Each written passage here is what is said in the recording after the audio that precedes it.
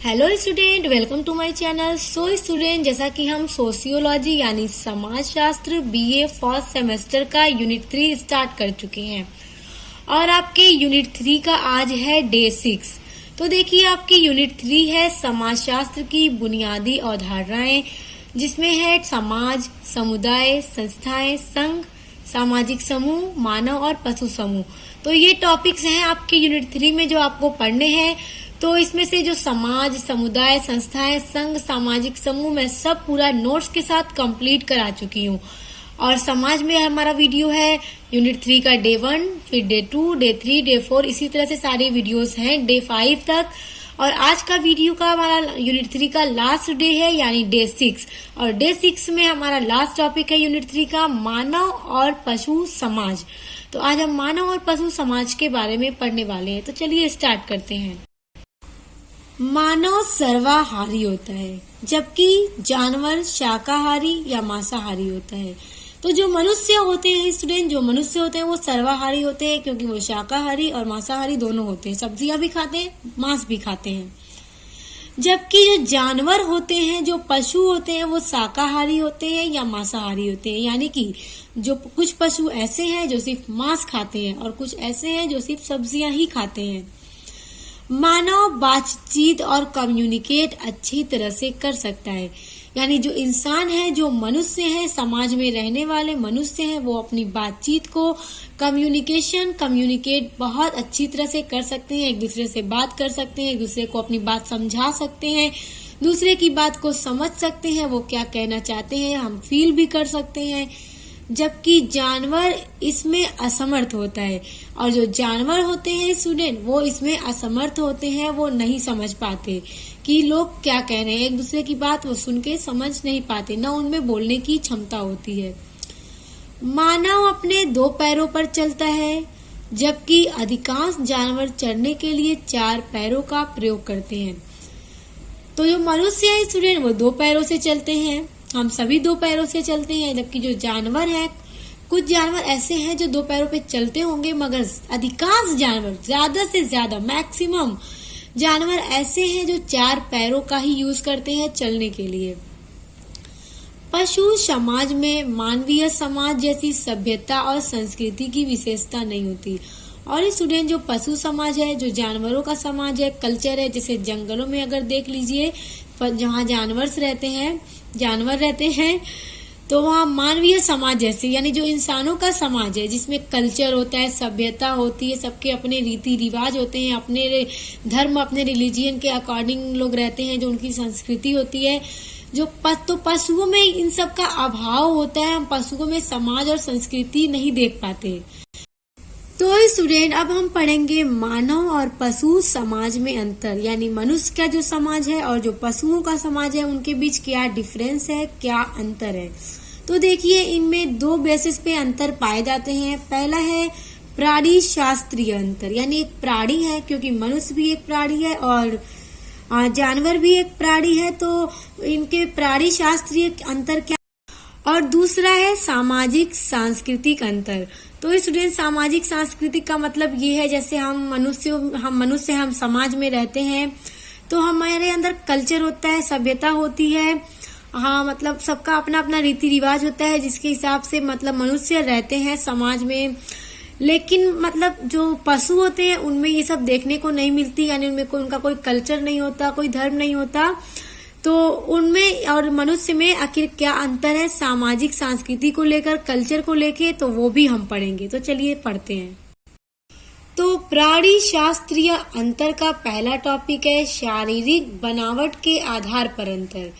तो शारीरिक बनावट का स्टूडेंट हो गया, जो ये हमारी बॉडी है, उसके आधार पे जो मनुष्य और पशु में अंतर है वो देखिए। मानव और पशु समाज में शारीरिक बनावट के आधार पर भी अंतर किया जा सकता है। यानी जो मनुष्य की बॉडी होती है, उनकी जो बनावट है, शारीरिक जो फिजिकल बॉडी है उनका दूसरा ही आधार है बनावट का, और पशुओं का दूसरा।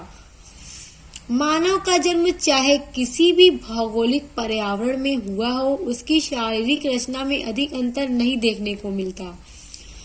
तो मानव का जन्म यानी जो मनुष्य का जन्म किसी भी भौगोलिक पर्यावरण का मतलब स्टूडेंट है कि चाहे वो मतलब किसी भी भौगोलिक पर्यावरण का मतलब जैसे मान लीजिए एक समाज यहाँ है, दूसरी कंट्री का जो अपना अलग कल्चर होता है मगर भौगोलिक चेंज हो जाता है, वहाँ का पर्यावरण दूसरा है, यहाँ का दूसरा, तो उनके आधार पे मतलब मनुष्यों की शारीरिक जो संरचना होती है, बनावट होती है बॉडी की, उनमें ज्यादा डिफरेंस देखने को नहीं मिलेगा, क्योंकि मनुष्य की बॉडी की संरचना जो होती है वो सेम ही होती है, चाहे वो कहीं के भी हो, चाहे इस कंट्री के हो किसी भी कंट्री के हो, बस कुछ कुछ चीजें थोड़ा अलग होती है।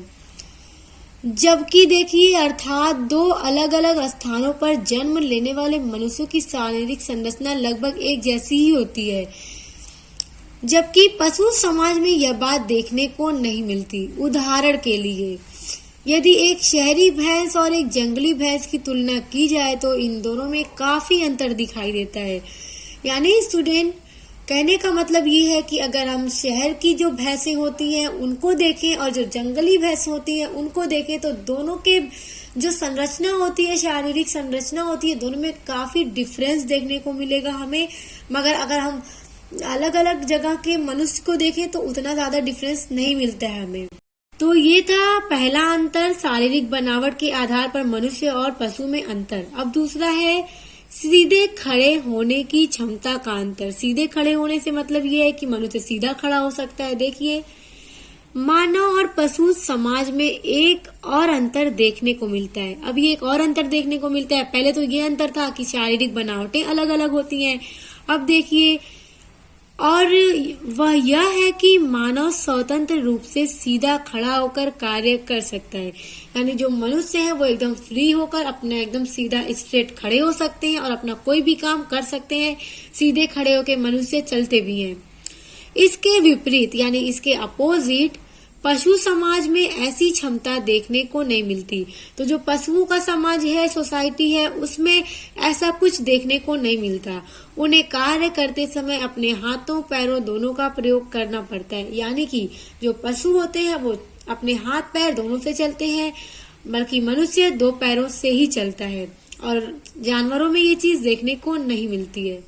अब तीसरा अंतर है पशु समाज और मानव समाज में बोलने की क्षमता का अंतर। तो स्टूडेंट हम ये प्राणी शास्त्रीय अंतर पढ़ रहे हैं, तो इसका तीसरा टॉपिक है बोलने की क्षमता में अंतर। मानव और पशुओं को हम बोलने की क्षमता के आधार पर भी एक दूसरे से अलग कर सकते हैं। यानी जो मानव है, जो मनुष्य है, जो ह्यूमन बीइंग है, और जो पशु हैं, जो एनिमल्स हैं, उनमें हम ये भी डिफरेंस कर सकते हैं कि वो मतलब वो बोल नहीं सकते। इस बेसिस पर भी हम इन दोनों में डिफरेंस देख सकते हैं। मानव के पास बोलने की क्षमता अर्थात भाषा होती है। यानी जो मनुष्य है, जो इंसान है, उनके पास बोलने के लिए अपनी अपनी लैंग्वेज होती है। जहाँ रहता है वहाँ की लैंग्वेज को इस्तेमाल करता है, बोलता है, के आधार पर वह अपनी बात दूसरों को समझाता है। तो स्टूडेंट यहाँ पे समझाता रहेगा, ठीक ना, समझाता है। तो देखिए स्टूडेंट जो मनुष्य हैं, जो इंसान है, उनके पास अपनी भाषा होती है, लैंग्वेज होती है, वो बोल सकते हैं, हम बोल सकते हैं और हम अपनी बात दूसरों को समझा सकते हैं। अगर हम कुछ कह रहे हैं, कोई नहीं समझ रहा है, तो हम उनको पूरी बात एकदम अच्छे से एक्सप्लेन करके बता सकते हैं कि मेरे कहने का ये मतलब है, मैं ये कहना चाहती हूँ। यद्यपि पशु भी अपनी बात दूसरों को समझाने के लिए कुछ विशेष आवाजें सीख लेते हैं, और जो पशु होते हैं वो भी अपनी बात दूसरों को समझाने के लिए अपनी कुछ आवाजें सीख लेते हैं। जैसे कि हम जिनके यहाँ भी मतलब पाले जाते होंगे पशु, जो पेट होते हैं, तो जब वो बोलते हैं हम समझ जाते हैं कि उन्हें भूख लग गई है, उनको प्यास लगी है। इस तरह से वो पूरी बात तो नहीं बोल सकते जिस तरह से हम बोल लेते हैं, बस उनके एक दो आवाज से, हरकतों से हमें समझ आ जाता है कि हाँ इन्हें भूख लग गई है, प्यास लग गई है। तो इस तरह से वो अपनी बात भाषा में हमें समझा देते हैं। तथापि उनमें मानव के समान बोलने या अपनी बात समझाने की क्षमता नहीं होती है, लेकिन उनमें मानव जैसे एकदम एक इंसान जैसे बोलने की क्षमता नहीं होती। एकदम हमारे जैसे वो बोल के अपनी बात को नहीं कह सकते, बस उनके अंदर कुछ विशेष, कुछ स्पेशल आवाजें हो जाती हैं जिनके जरिए हम समझ जाते हैं। तो स्टूडेंट देखिए हमने मानव समाज और पशु समाज के बीच जो प्राणी शास्त्रीय अंतर है हमने वो पूरा पढ़ लिया, समझ लिया। अब हम देखेंगे इनके बीच सामाजिक सांस्कृतिक में क्या अंतर है। तो पहला टॉपिक है संस्कृति की संपूर्णता। संपूर्णता संस्कृति की प्रमुख विशेषता है। मानव समाज में प्रायः एक से अधिक मनुष्यों के व्यवहारों का महत्व है। यानी कि मनुष्य के समाज में संस्कृति होती है, कल्चर होता है। उसके बिना मनुष्य का समाज नहीं हो सकता। हर किसी का अपना कल्चर है और हर किसी का यहाँ अपना अलग अलग व्यवहार है, जिसका महत्व समाज में पाया जाता है एवं उसकी स्रोत से संस्कृति की धारा बहती है। और जो यहाँ का कल्चर है हमारे समाज का, सोसाइटी का, उसी के आधार पे हमारी संस्कृति की धारा बहती है। परंतु पशु समाज में संस्कृति का अभाव होता है। यानी जो पशुओं का समाज है उनमें कोई कल्चर देखने को नहीं मिलता, कोई रीति रिवाज देखने को हमें नहीं मिलता है, जिस तरह से हमें मानव समाज में देखने को मिलता है। इसलिए हम ये कह सकते हैं कि एक सामाजिक और सांस्कृतिक अंतर से एक मानव समाज और पशु समाज के बीच एक संस्कृति का बहुत अभाव है। मनुष्यों के समाज में संस्कृति होती है, जबकि पशुओं के समाज में ऐसा कुछ देखने को हमें नहीं मिलता है। दूसरा अंतर है सांस्कृतिक विरासत। मानव समाज की यह प्रमुख विशेषता है। क्या विशेषता है? जो सांस्कृतिक विरासत है वो मानव के समाज की एक बहुत ही प्रमुख विशेषता है। सांस्कृतिक विरासत के द्वारा हर युग के योग्य व्यक्ति अपने अनुभवों द्वारा संस्कृति को बढ़ावा देते हैं।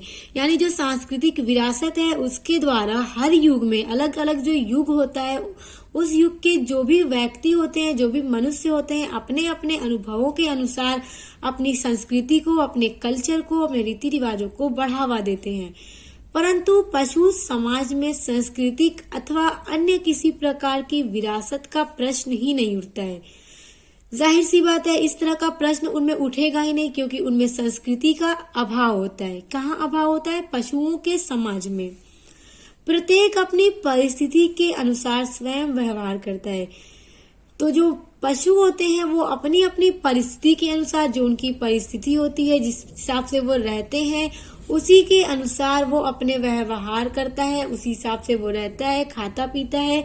तो स्टूडेंट, हमने देखा सामाजिक सांस्कृतिक अंतर। तो आई होप आपको समझ में आ गया होगा। सो स्टूडेंट, आपकी जो यूनिट 3 है वो भी पूरी कंप्लीट हो गई। तो नेक्स्ट वीडियो में हम स्टार्ट करेंगे आपकी यूनिट 4। और यूनिट 4 है आपकी सामाजिक संस्थाएं, जिसमें आपको परिवार, रिश्तेदार, विवाह, शिक्षा और धर्म, ये कुछ टॉपिक्स हैं आपके यूनिट 4 में जिनको हम पढ़ेंगे। तो यूनिट्स को आगे तक पढ़ने के लिए आप मेरे चैनल को सब्सक्राइब करके बेल आइकन को प्रेस कर लीजिएगा। तो आप मिलते हैं नेक्स्ट वीडियो के साथ।